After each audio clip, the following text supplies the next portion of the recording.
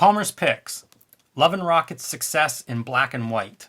These guys are the kings of alternative comics. Like, this in a lot of ways could have been the first Palmer's Picks. Sure. And really set the tone. They're giants. They've been producing great work for, at this point, 35 years?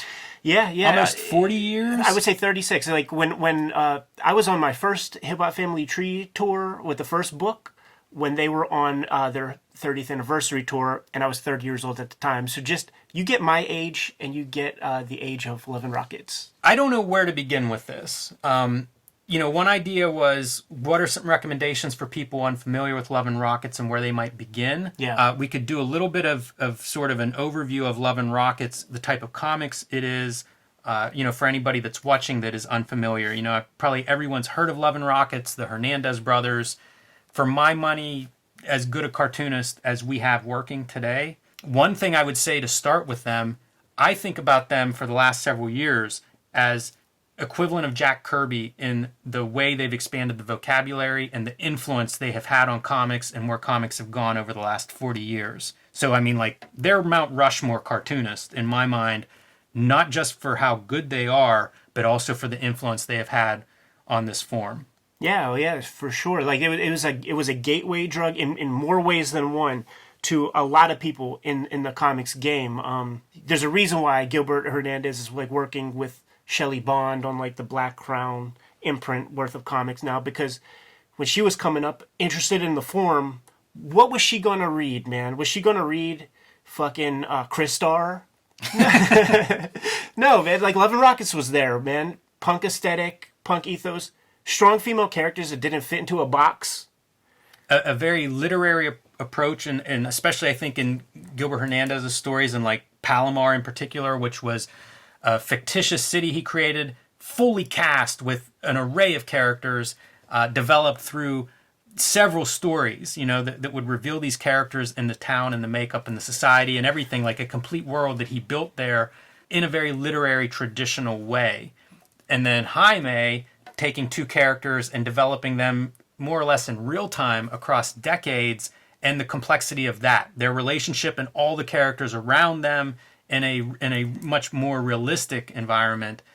Just remarkable. Like, no other comics I can point to and say, this is similar. Right. Yeah, it's silly to even like imagine. Like, what was the Ghost World line when the girl gives the guy the record back and is like, do you have anything else like this? And he's like, oh, there's nothing else like that. like that's why I was laughing, because it's like, yeah, there's not even a close second to these guys, man. But in the spirit of this being a transitional issue, right, where it's like, okay, Little Ed is like done with I'm not buying into your Ultraverse, I'm not buying into your Bravura, I'm not buying into your fucking Defiant universe, man. I'm done with you, man. I knew Jaime's comics from Comic Book Confidential, right? And Fantagraphics has always been really good about keeping those first bunch of issues like in print. That was like their whole thing. They're like, fuck all your speculation bullshit, man. We're going to just always keep these comics in print. So you can find the magazine issues of Love and Rockets basically at cover price almost at any good comic shop, I would say, man. And I could easily recommend you guys grab like the first 4 issues of the series.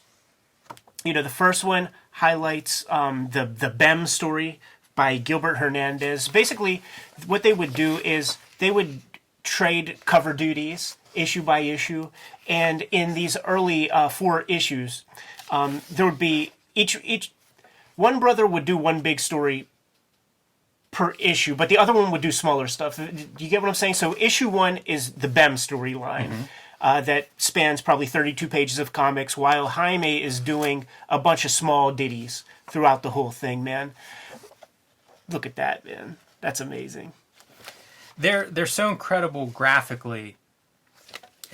It's rare. You don't often see cartoonists that have this level of skill. And Tom Palmer talks about their influences, which I think could be illuminating to somebody that's watching this and trying to figure out where to start. Do I want to read these or not? And some of the influences are Reed Crandall, Frank Frazetta, Wally Wood, Carl Barks, Hank Ketchum, Harvey Kurtzman. I would also add Steve Ditko and Harry Lucy, the early for sure. Archie artist. Part of the Hernandez brothers' background is reading comics their entire life and rereading those comics. You know, they would tell stories about how their mother would take the comics away during the school year, and in summer you'd get your bag of comics back. And as a result, they're revisiting this stuff. You know, I've heard Jaime talk about the backgrounds in some of the Dennis the Menace comics where, like, whatever's happening is fine, but after he's read them several times, now he's looking around at, like, what else is going on? And you see things happening in the background with characters carrying on like it's a real world, like there's other stuff happening, and that being an influence. And I think, like... That's a Harry Lucy staple, too. Like I went comics digging with him last year, man, and I asked him specifically, okay, man, everybody likes Harry Lucy because you told them to, but tell me why Harry Lucy matters. And it was specifically for that stuff. We were digging through comics, and he was pulling out these covers, and he's like, look at this cover, man. You see how these characters are acting? Like, each one is involved in some element of the story here, and they're communicating something. Nobody's static, nobody's just standing still. This is Jaime's issue, where he's basically, this is a graphic novel, basically. You know, like the Marvel graphic novel that was 64 pages. This is about 40 pages, I think, of Jaime, and he smashes these guys out of the water. This was like my favorite comic for the longest. Like, I wanted to grow up to make a comic like Jaime's story in Love and Rockets #2, and then eventually consign with the idea of, like, I live in my own skin, I have my own influence. Like, you'll never be able to make something like this. It's tour de force stuff. You know, we talked about Jaime's wrestling comics. We talked about Gilbert's wrestling comics, too, for that matter. But it's just visually so attractive. They're great designers. They're great letterers. Great with composition, spotting blacks. You know, we just did silhouette stuff recently.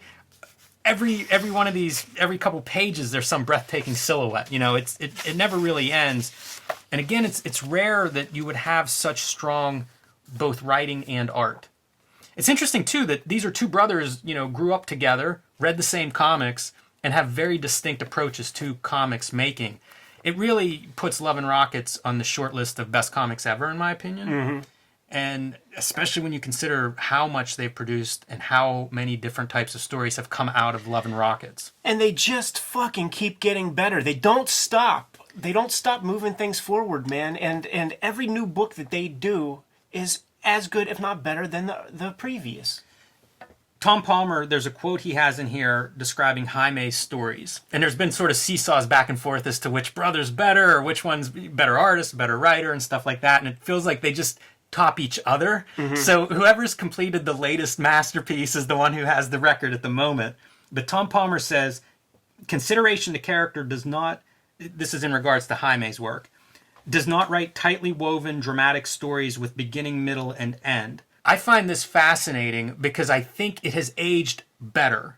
Not than Gilbert, you know, but in general, because one thing that I'm interested in with these guys is they're still relevant. Like, they're still making, some of their best work is within the last year or two. Yeah, That's unusual. It's always been that way. Like, they're always there.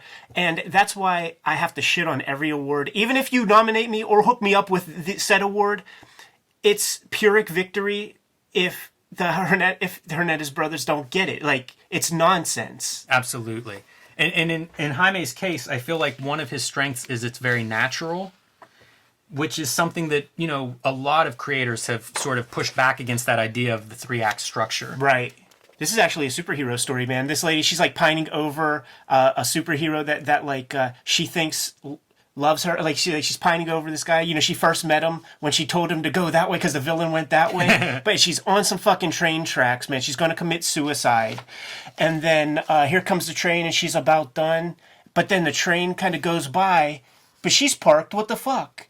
And then she's like, oh, you did love me because yes. He pushes the fucking car out of there. But then it's all a dream. So good. Yeah. And then the cool thing about issue 3 is it introduces Palomar. So you get this one for, like, the tight fucking Gilbert stuff. Is there a better panel? We've got the silhouette, we've got the world, we have sound effects. It's all there. Yeah. Everything you need is there for comics. And these guys are also like fusion comics or something that became trendy in the early 2000s. It's the idea of combining genres, essentially. This is, this shit is like what they would call magical realism. Yeah. Man. Is that fusion? In some ways, because they're bringing in, as you say, there's superhero tropes, there's sci-fi, there's natural, very humanistic elements, and comics did not. Nothing else was doing this. Yeah, yeah, like the magical realism part of Palomar is this little guy right here. He's not long for this world, and his ghost is going to inhabit the city at a certain point, man. But then, this is issue 3, and then with issue 4 has Jaime's masterpiece called 100 Rooms. The silhouette design stuff is so strong. It's just so strong. I mean, that's gorgeous. Yeah. And then, how about that cock? Yeah. Yeah, these are really masterpiece. Look, even the back covers are stunning. Oh, they never stop, man. The 100 Room story in issue 4, man. Seek that out. And once again, like, you could probably get these magazine comics, 5th or 6th reprint for cover price. All the great wrestling scenes. Yep. And then this is the story that Jaime is reading in the Comic Book Confidential documentary. Shopping for boots. The idea is that these girls, they are like house sitting this giant mansion, and they like get lost all through it. They find a fucking dead guy. Like Maggie goes off and has a romantic adventure, and like nobody else knows about like that the guy's even in the house. He's kind of like a stowaway. It's very complicated, and it's hard to even describe. But man, it's just so fun to read, man. You read every page because you just don't know what's going to come next. Yeah. Just the best of the best is Love and Rockets. Yeah. So go get you some Love and Rockets if you haven't fucked with it yet, man. Some of the other stuff that Palmer's talking about is Bone. I think that Tom Palmer and Wizard Magazine might be the tipping point that made Bone the thing, because this is about the 5th Bone mention on this like little self-published thing, man, in a magazine that owns about 3 to 5% of the comics industry, and it's being mentioned relentlessly, like month in, month out. In advertising, they call it impressions. Like, you want to make impressions on a person. If you make enough of these impressions, this is how I discovered so many comics from Tom Palmer talking about them. So I think Jeff should buy Tom Palmer Jr. dinner next time they see one another, man. It's perfect timing because it's the first trade paperback collection of Bone. Makes sense. Which is, I think, how I got into Bone. With one of those DVDs. collections. Yeah.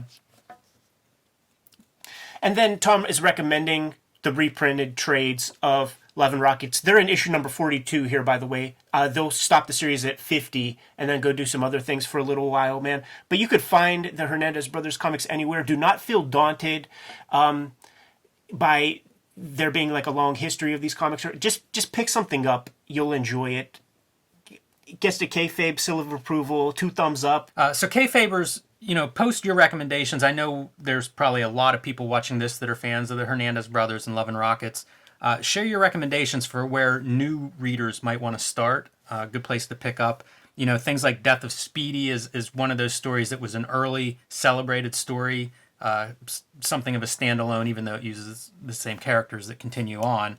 So there's various high points there. If you have any recommendations for your fellow Kayfabe viewers, please share them below. Tom Palmer Jr. has just finished his first year of college and hopes to be able to survive until graduation. Such a kid.